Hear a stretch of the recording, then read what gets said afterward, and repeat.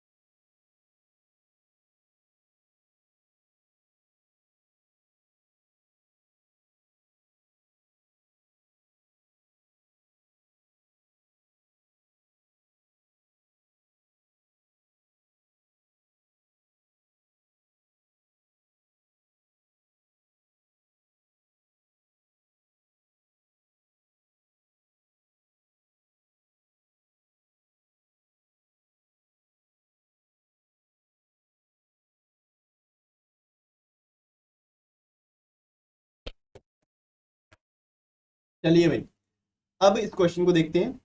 कह रहा है, if 2 to the power a into 5 to the power b is equal to 500 and a and b are integers, और a और b क्या है, जो पावर्स है उनको कह रहा है इंटीजर है, then a plus b is what. a और प्लस b का वैल्यू क्या होगा। अब देखो, 2 की पावर a कह रहा है और 5 की पावर b कह रहा है, that will be equal to 500। तो यहाँ पे अगर मैं 500 को 2 और 5 की पावर में ब्रेक कर लूँ तो यहां से मुझे पता लग जाएगा ए और बी का वैल्यू क्या है। सिंपल। तो सबसे पहले बात करते हैं 500 की। Let's break 500। ब्रेक करने का तरीका क्या है, बहुत आसान तरीके में आपको बताऊंगा। देखो, 500 को मैं ऐसे लिख सकता हूँ क्या, 5 इंटू 10 इंटू 10, क्योंकि इसमें 2 जीरो है तो 10 इंटू 10 और 5 वाला कर लो। 10 को क्या लिख सकते हो भाई, 2 इंटू 5। इस 10 को क्या लिखोगे, 2 इंटू 5, और एक 5 यहाँ पे। सिंपल। अब इसको लिख दो 2 की पावर 2, और इसको लिख दो 5 की पावर 3, और लेफ्ट हैंड में हमारा था term 2 to the power a into 5 to the power b। अब देखो, बेस दोनों जगह सेम है, दोनों जगह बेस हमारे सेम है, तो हमारी जो पावर है वो भी सेम होनी चाहिए, क्योंकि बीच में साइन क्या है, इक्वल टू का साइन यहाँ पे लगा हुआ है। यानी कि a की वैल्यू हो जाएगी 2 और b की वैल्यू हो जाएगी हमारे पास 3। We have to find a plus b, यानी कि 2 प्लस 3, दैट विल बी 5। तो इस तरह का सवाल आएगा, आपको फैक्टराइज करना है, पावर्स के टर्म्स में यहाँ पे लिख देना है। फिर उसके बाद पावर्स को कंपेयर करना है, then you will get the value of the those powers, यानी कि इसका आंसर हो जाएगा ऑप्शन नंबर 1, 5।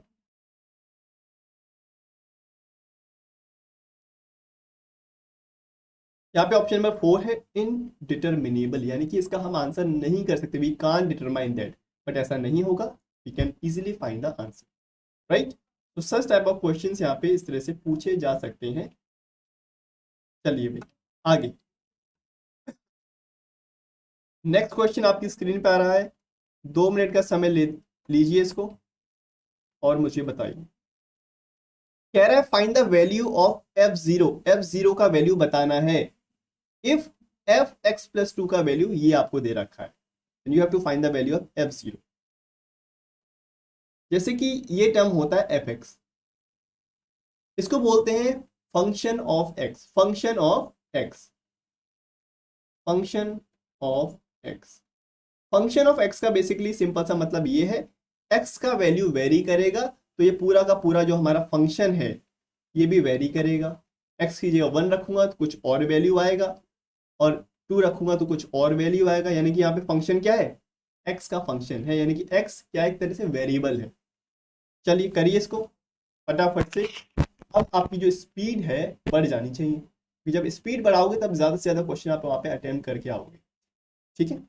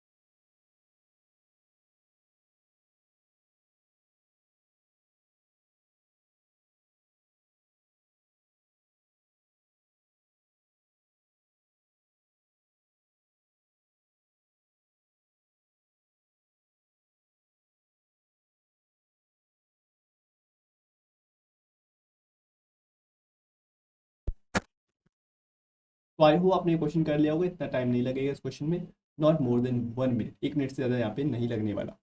अब देखो जरा ध्यान से, हमसे कह रहा है हमको f0 का वैल्यू फाइंड करना है। काश यहाँ पे x+2 की जगह 0 हो जाए तो पूरा फंक्शन का वैल्यू मुझे पता लग जाए। क्या बोला मैंने, f0, यानी कि अगर यहाँ पे काश 0 हो जाए तो ये पूरा फंक्शन मेरा 0 बन जाए। कैसे 0 बनेगा, देखो अगर x+2 का वैल्यू 0 हो जाएगा then we can determine the value. अब ये कब होगा, x+2 का वैल्यू 0 कब बनेगा, जब x का वैल्यू कितना होगा, जब x का वैल्यू -2 होगा, तब यहाँ पे x+2 0 बन जाएगा, सिंपल सी बात है। यानी कि x की जगह -2 पुट करिए जरा, जहां जहां x है वहां पे -2 पुट करिए,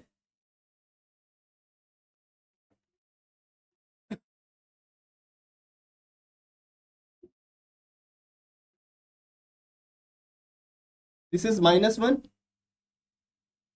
दिस इज 34, -1, 33 + 5, -1 की पावर 34। जब भी नेगेटिव टर्म की कुछ पावर होती है, जब भी नेगेटिव टर्म की कुछ पावर होती है और वो पावर इवन होती है, तो हमेशा रिजल्ट आपका पॉजिटिव आता है, इस बात को ध्यान रखें। कभी भी नेगेटिव टर्म की कुछ पावर है जो कि इवन है, तो आपका रिजल्ट हमेशा पॉजिटिव आएगा, यानी कि -1 की पावर 34 है, दिस विल बी +1।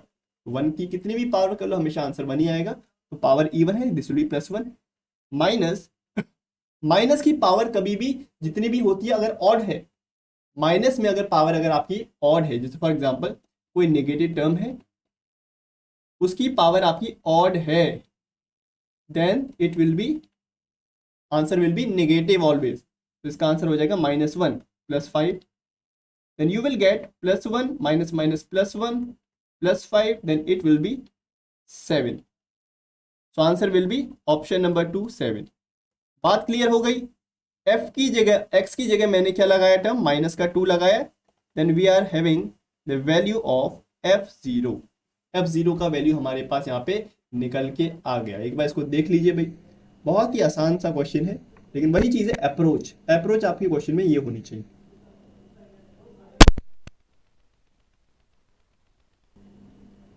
चलिए अगले क्वेश्चन पे चलते हैं, next question on your screen. देखो भाई, इस क्वेश्चन के लिए मैं आपको दे देता हूँ 2 मिनट का समय, 2 मिनट का समय लो आप लोग और इस क्वेश्चन को करो।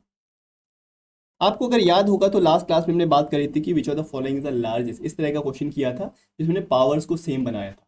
ये वैसा क्वेश्चन नहीं है वैसे तो, लेकिन हमको कॉन्सेप्ट वही लगाना है कि पावर को सेम बनाना है या पावर इसको बेस को सेम बनाना है, उसी कॉन्सेप्ट के ऊपर बेस ये क्वेश्चन है। तो आप इसको करिए, 2 मिनट का समय लो आप और इसको करो।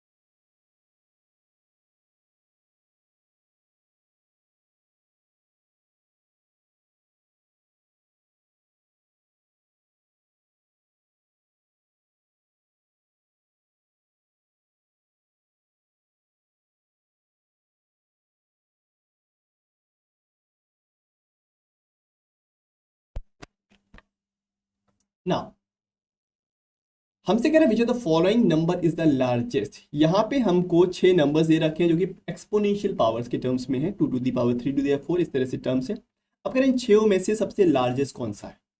तो हम इन 6 को नहीं चेक करने वाले, हम केवल ऑप्शंस को चेक करेंगे कि इन 4 में जो लार्जेस्ट होगा that will be our largest term in this, right. तो जैसे कि 2 की पावर 3 की पावर 4 है, इस तरह से टर्म्स दे रखी है। पिछले लास्ट क्लास में हमने यहाँ पे बात करी थी जो उसकी जो पावर है उसको हमने 100 के मल्टीपल्स में, 10 के मल्टीपल्स में चेंज कर लिया था, लेकिन यहाँ पे मल्टीपल्स तो हमको दिख नहीं रहे हैं कि किस तरह से बन सकते हैं। तो एक काम करते हैं, सबसे पहले हम इसको ओपन करते हैं, then what we are getting, 2 की पावर 3 की पावर 4, ये ऑप्शन नंबर 1 है। तो मैं इसको अगर ओपन करूंगा, ब्रैकेट के पावर के ऊपर पावर है और यहाँ पे बिना ब्रैकेट के है। जब भी बिना ब्रैकेट के टर्म्स होती हैं यानी कि this will be, we can write it as 3 into 3 into 3 into 3, यानी कि 2 की पावर 81, right. Next option number 2 is 3 to the power 4 to the power 2। तो इसको मैं कैसे लिख सकता हूँ, 3 की पावर 4 इंटू 4, लाइक दैट।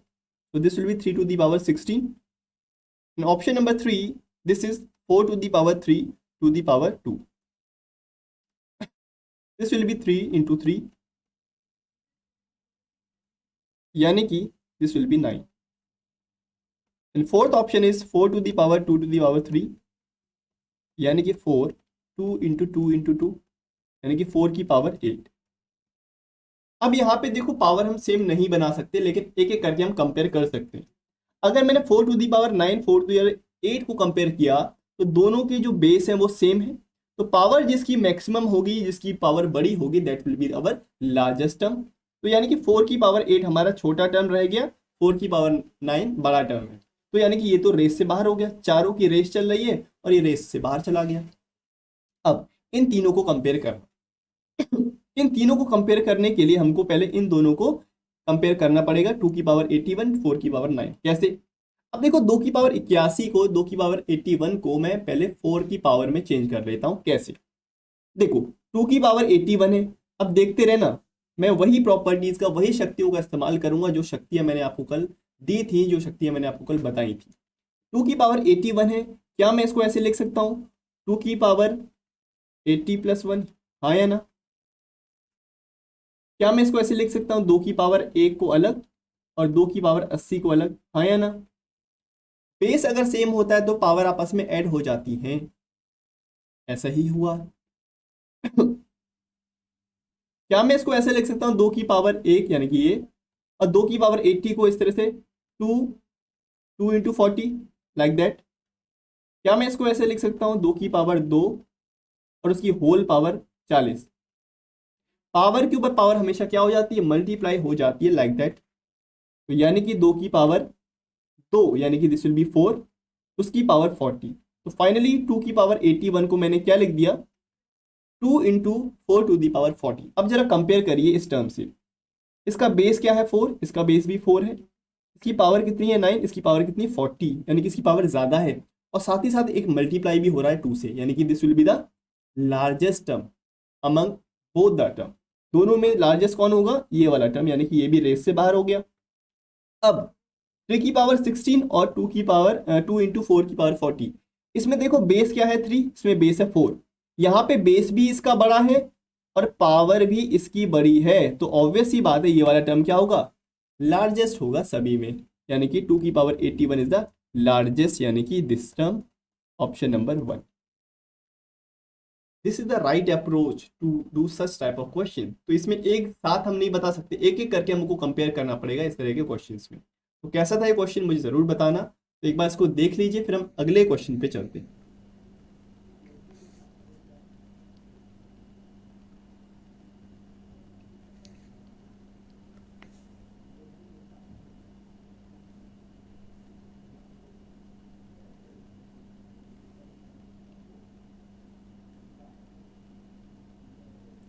चलिए आगे, अगला सवाल। 2 मिनट का समय फिर से दिया जाता है और इस क्वेश्चन को जरा करके बताइए मुझे। When 2 to the power 33 is divided by 10, the remainder will be what? क्या इसका रिमाइंडर होना चाहिए, सोचिए और करिए।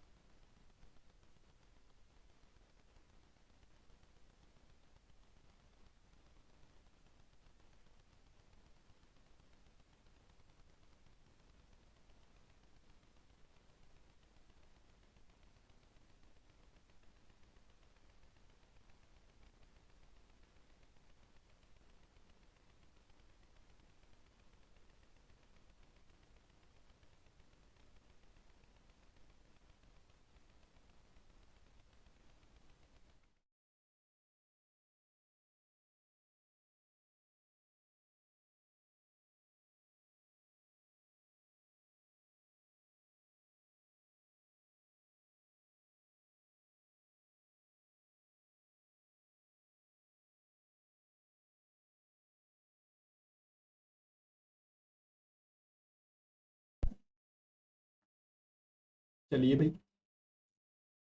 सवाल क्या कह रहा है हमसे, कह रहा है अगर 2 की पावर 33 को अगर मैंने डिवाइड कर दिया 10 से तो उसका रिमाइंडर क्या होगा। तो सबसे पहला हमारे पास जो चैलेंज ये है कि भाई 2 की पावर 33 को कैसे सॉल्व किया जाए। क्या इसको बिना एक्चुअल में सॉल्व करे बताया जा सकता है कि रिमाइंडर क्या होगा, बिल्कुल बताया जा सकता है। 2 की पावर 33 कह रहा है तो 2 की पावर 33 निकालने बैठे तो शाम हो जाएगी भाई, बहुत ज़्यादा पावर्स हैं, 33 टाइम्स मल्टीप्लाई करना है 2 को। तो एक मैं एग्जाम्पल से आपसे पूछता हूँ भाई, अगर एक बताओ, अगर जैसे कि टर्म है आपके पास 26, मैं आपसे कहूँगा 26 को 10 से डिवाइड करोगे तो कितना रिमाइंडर आएगा, तो आप बहुत आसानी से बोलोगे भाई 6 आएगा। मैं कहूँगा कैसे, तो आप कहोगे ऐसे। तो लास्ट में क्या आया भाई, जो लास्ट डिजिट है वही इसका रिमाइंडर बन जाएगा। मैं कहूँगा अच्छा ऐसी बात है, ओके। तो बताओ भाई 992, इसको अगर 10 से डिवाइड करोगे क्या इसका रिमाइंडर 2 आएगा? कहोगे हाँ बिल्कुल ऐसा आएगा, आप कहोगे बिल्कुल आएगा।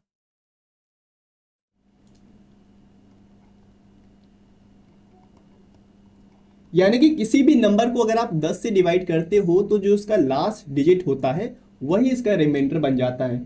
जैसे कि 100 है, 100 को अगर 10 से डिवाइड करोगे तो रिमाइंडर 0 आएगा क्या? बिल्कुल 0 आएगा भाई। क्या आएगा रिमाइंडर? Reminder will B 0। समझ में आ गई बात? यानी कि हमको क्या करना है, 2 की पावर 33 का हमको लास्ट डिजिट यानी कि यूनिट डिजिट निकालना पड़ेगा। और यूनिट डिजिट निकालना तो हमने बहुत सीखा है लास्ट क्लास में। तो देखो 2 की पावर 33 का जो यूनिट डिजिट हो जाएगा, what will be the unit digit? 2 की जो साइक्लिसिटी है 2 की जो साइक्लिसिटी है दैट इज 4। तो जो इसकी पावर है उसकी पावर को उसकी साइक्लिसिटी से इसको डिवाइड करिए, देन यू विल गेट 4 8 जा 32, you will get 1 as a reminder. ठीक है, you will get 1 as a reminder. अगर रिमाइंडर अगर आपका 1 आता है तो आपका फर्स्ट पावर साइकिल 2 का जो फर्स्ट पावर साइकिल है that will be your answer. यानी कि 2 की पावर 1 क्या होता है भाई? 2 होता है।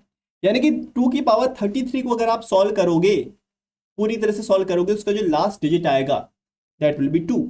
ऐसा नंबर जिसके लास्ट में 2 आता है उसको अगर 10 से डिवाइड करोगे तो रिमाइंडर हमेशा 2 आएगा। यानी कि option number 1 will be the answer. बात समझ में आई? तो आपने 2 की पावर 33 का लास्ट डिजिट निकाल लिया और उसको 10 से डिवाइड करोगे, you will get the 2 as the reminder. Simple concept है। क्या होगा अगर ऐसे एक्सपोनेंशियल टर्म को आप 10 के बदले 5 से डिवाइड करोगे तो क्या होगा? वैसा ही एक सवाल लेके मैं यहाँ पे आया हूँ। नेक्स्ट क्वेश्चन ऐसा ही है जो कि आ चुका है।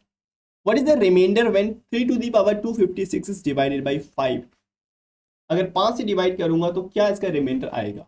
ये भी यूनिट डिजिट के ऊपर ही क्वेश्चन है। यूनिट डिजिट अगर आपको पता है तो आप इजीली बता सकते हो। अब देखो 5 का क्या केस होता है।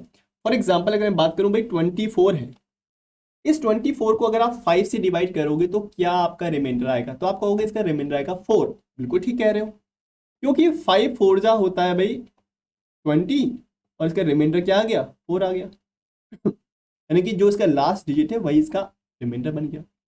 लेकिन अगर क्या होगा अगर 26 हो जाएगा तो आप कहोगे भाई इसका रिमाइंडर आएगा 1।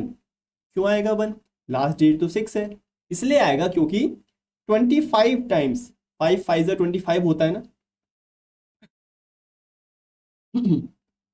उसका रिमाइंडर क्या आएगा? Reminder will be 1।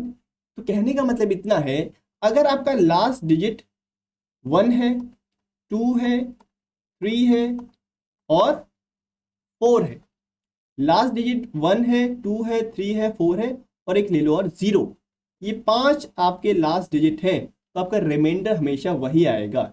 Reminder will be same as the last digit. लेकिन लेकिन अगर आपका लास्ट डिजिट यहाँ पे 5 भी इंक्लूड कर लो, अगर 5 हो लास्ट डिजिट, अगर आपका 1 हो, 2 हो, 3 हो, 4 हो और 5 हो, तो रिमाइंडर आपका क्या आएगा? सेम आएगा जो आपका लास्ट डिजिट है। एक काम करो, एक जैसा सेकंड 5 को अभी हटा दो। अब देखो अगर 6 है, 7 है, 6 है, 7 है, 8 है और 9, अगर लास्ट डिजिट आपका 6 7 8 9 है तो उसका जो रिमाइंडर होगा वो कैसे आएगा? रिमाइंडर आपका इस नंबर में से 5 को माइनस कर दो, तब आपका रिमाइंडर आ जाएगा। 6 - 5 will be 1, 7 - 5 will be 2, 8 - 5 will be 3, 9 - 5 will be 4। ये आपका रिमाइंडर होगा। समझ में आता है? अब इस क्वेश्चन को करते हैं। 3 की पावर 256 है, 3 की पावर 256 है, तो इसका लास्ट डिजिट निकालिए। सबसे पहले बताइए इसका साइक्लिसिटी क्या होगा। 3 का साइक्लिसिटी 4 होता है। अब इसकी पावर को इसकी साइक्लिसिटी से डिवाइड करिए।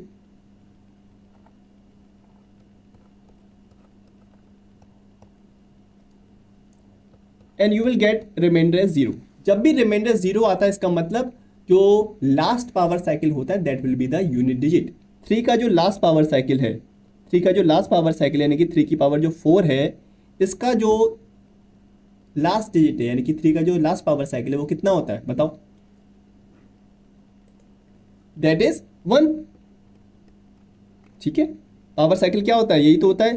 पहला पावर साइकिल थ्री का होता है थ्री, दूसरा होता है नाइन, तीसरा होता है सेवन और चौथा होता है वन। यही पावर साइकिल है, पावर साइकिल। यही ऐसे ही रिपीट करता रहता है, 3971 फिर 397, इस तरह से रिपीट करता रहता है। अगर जीरो आया रिमाइंडर यानी कि इसका जो लास्ट पावर साइकिल है दैट विल बी वन। अगर लास्ट में अगर वन आ रहा है, उस नंबर को पाँच से डिवाइड करोगे तो जब लास्ट में वन आता है तो क्या होता है उसका reminder? Reminder will always be same, same होता है उसका रिमाइंडर। देखिए अगर वन आ रहा है लास्ट में, टू आ रहा है, थ्री आ रहा है, फोर आ रहा है और जीरो आ रहा है तो उसका जो रिमाइंडर हो जाएगा दैट विल बी सेम। लेकिन in the case of 6 7 8 9 you will be, आपको उसको 5 से माइनस करना पड़ेगा अगर आपको उसका रिमाइंडर चाहिए तो। ठीक है, जैसे कि लास्ट में इसके वन आ रहा है और एक एग्जांपल ले लो, जैसे कि 21 है, लास्ट में क्या आ रहा है वन, इसको 5 से डिवाइड करोगे तो you will be having the reminder as one. Simple, कुछ ऐसा नहीं है इसमें जो ना समझ में आए।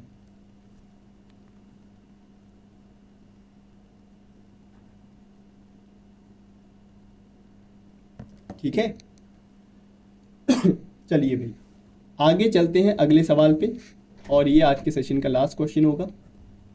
ये भी यूनिट डिजिट का ही क्वेश्चन है, लास्ट डिजिट का। सेम कॉन्सेप्ट है, बस पूछने के जो तरीके हैं वो अलग अलग हैं। So take your time and tell me.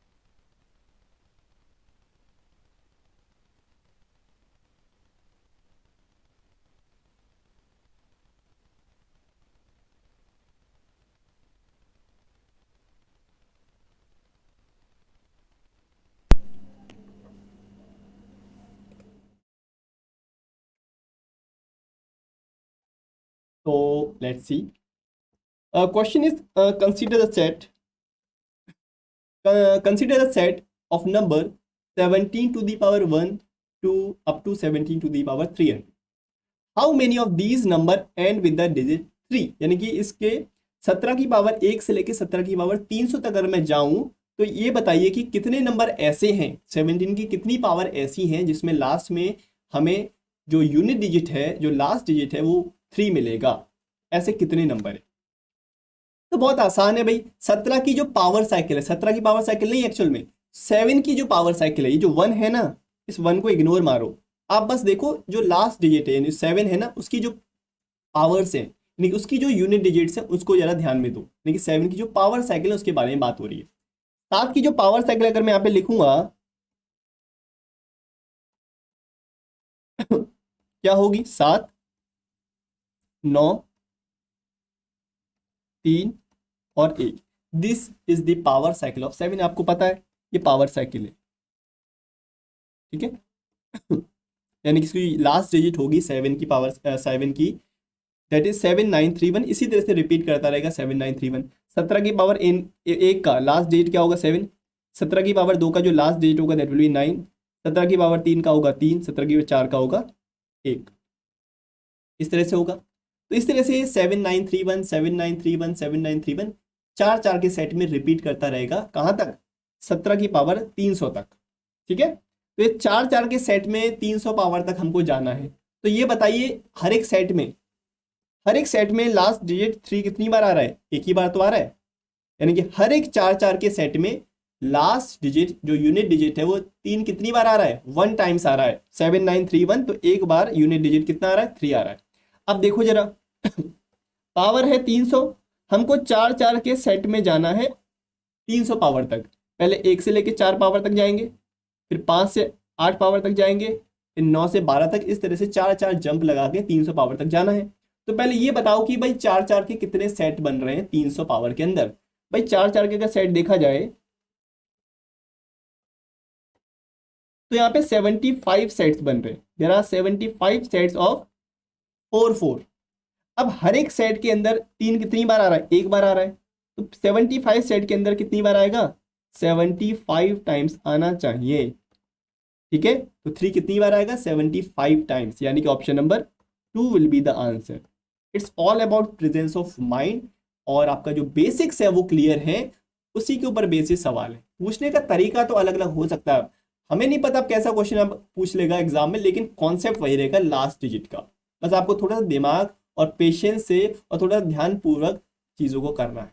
Exam में अगर पहले वो क्वेश्चंस आप कर लोगे जो आपको बहुत अच्छे से आते हैं, जिसमें आपको कॉन्फिडेंस है, तो इस तरह के सवाल जिसमें आप थोड़ा सा कंफ्यूज हो जाते हो, तो ऐसे क्वेश्चन खुद ब खुद बन जाएंगे जब आपका जो कॉन्फिडेंस है वो एक बार जरा एग्जाम में बन जाएगा। It's all about confidence. आपको आता होगा, वहां पे आप परफॉर्म कर पाओ या ना कर पाओ, इट्स ऑल अबाउट कॉन्फिडेंस। अगर आपने अपना बेस वहां पे सही कर लिया कि भाई जो क्वेश्चन आते हैं जिसमें कॉन्फिडेंस है, आंख बंद करके भी वो सवाल अगर आप कर पाते हो, उन क्वेश्चन को पहले निपटा लो, फिर ऐसे सवालों के लिए आपको कॉन्फिडेंस मिल जाएगा, ठीक है। तो यही एक स्ट्रेटेजी है क्वेश्चन को करने की एग्जाम। तो ये थे हमारे नंबर सिस्टम के क्वेश्चंस, कुछ PYQs। तो ऐसे ही सवाल और इन जैसे ही सवाल देखने को आपको एग्जाम में मिलने वाले हैं। तो ठीक है, till then thank you so much for joining this series. आपको पसंद आ रहा है सीरीज, जैसे कि मैं देख पा रहा हूँ कमेंट सेक्शन में बहुत स्टूडेंट अच्छे कमेंट्स करते हैं कि ये सीरीज बहुत ही ज़्यादा हेल्पफुल है और हेल्पफुल होनी भी चाहिए, ठीक है। चलिए till then thank you so much and happy learning.